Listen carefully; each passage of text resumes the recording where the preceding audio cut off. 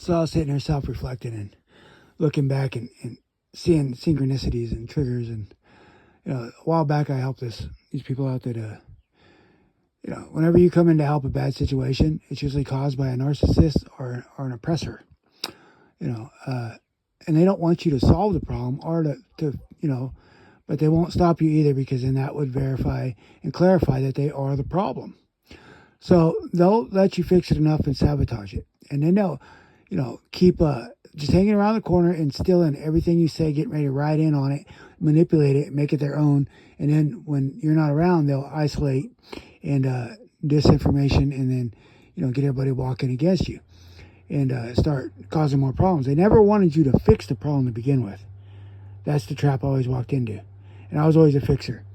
I could never understand that though. Why isn't it working out? It would have always worked out if you didn't have an opposer that didn't want the problem to be fixed. Most of the time it's both sides, because both sides have put up with each other long enough that not one side is going to be not tainted.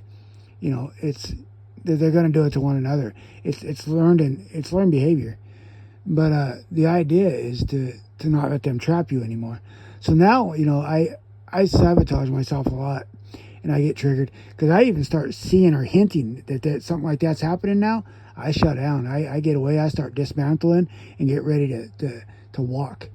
That's why when I get a lot of possessions, I get overwhelmed. I get anxious. I get to where I want to throw it all away so I can be free, so I can leave at any time. That's a trauma response.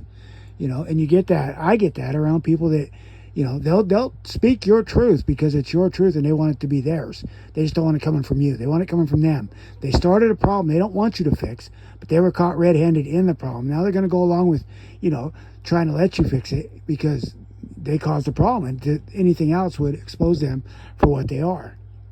So, and I see that every day. I see it on the news. I see it in our government. I see it everywhere. And it triggers me. It triggers me hard.